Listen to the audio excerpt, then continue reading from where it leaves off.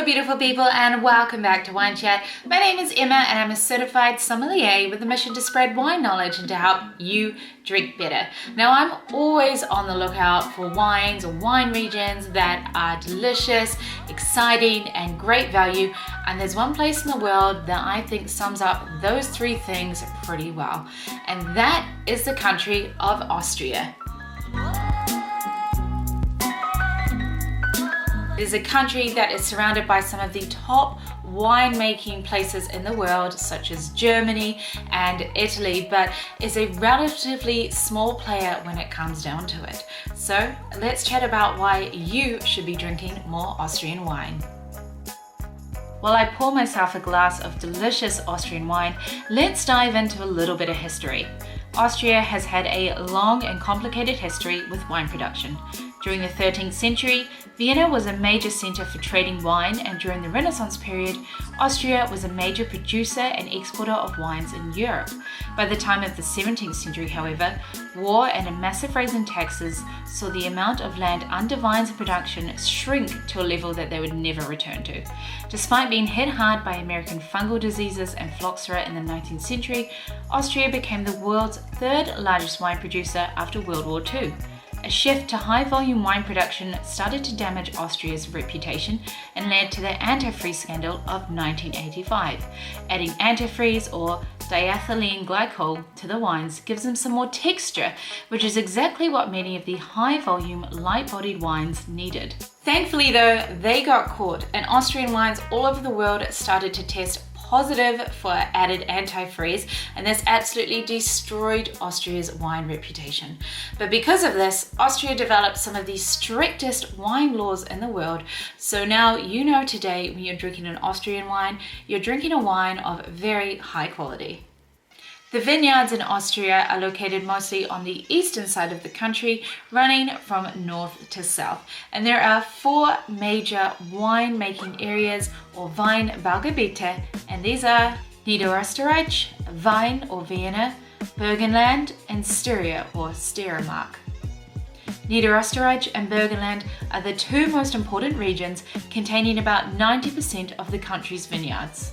Overall, the winemaking regions have a moderate continental climate, and in good vintages, they will have a reasonably long and steady growing season, which allows for balanced wines with a lovely fresh acidity, balancing the ripeness of the fruit.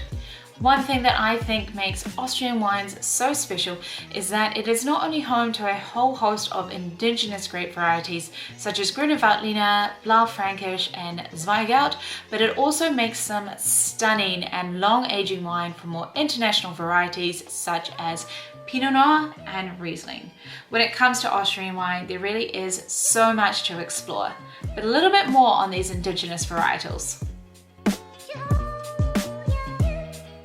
Grüne Veltliner is probably the most important grape variety in Austria, and it's one that I highly recommend for you to try if you haven't already yet.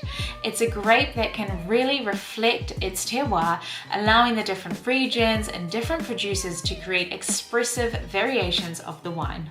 Some styles might be very simple and refreshing, while other styles can be fuller embodied, more complex, and can age for decades.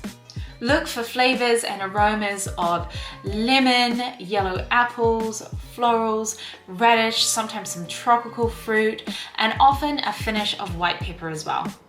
It is generally a very versatile food pairing wine, and one that I've found to be a real crowd pleaser. If you're a big fan of Sauvignon Blanc, I bet you'll love Grüne Veltliner.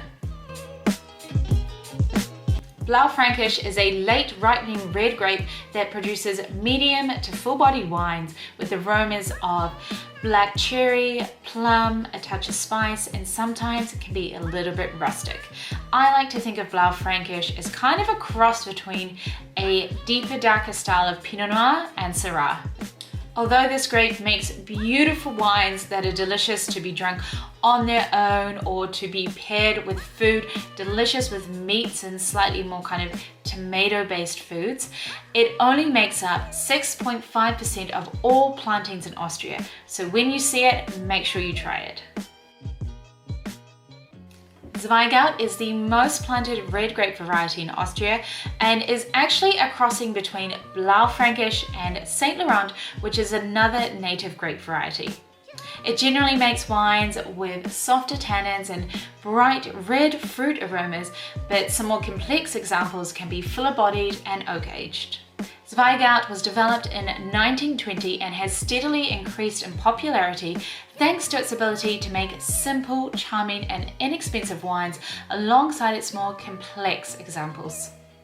Over the past decade, Austria has become known as a leader in the natural winemaking movement. Many producers now practice organic or biodynamic farming and winemaking, staying away from any artificial sprays and moving towards making a more living wine with a holistic approach. Many producers that you'll see, especially here in the UK market, really do work like this and make extremely high quality wines. I'm talking about people like Clemens Strobel, Gute Gal, Christian Schieder, Markus Altenburger, and Klaus Preisinger, to name a few. And I'm actually drinking one of Klaus Preisinger's wines here today. This is his 2020 Puzza Libre, and this is a blend of Zweigart, Saint Laurent and Pinot Noir. It is really smooth, juicy, super smashable, really soft tannins, everything you want in a summertime red.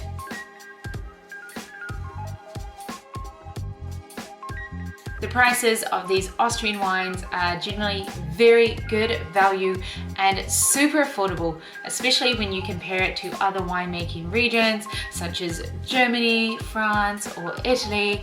I picked up this bottle here for £19 and I would have happily paid much more than that for how delicious it really is. You can usually find a very high quality Austrian wine for under £25. So next time you're looking for a wine to drink, remember Austria. There really is so much great wine to be discovered here and at really great value too. Make sure you give this video a like, subscribe to Wine Chat and share this video with a friend who you think needs to discover the wines of Austria. Until next time, remember, drink better, be better.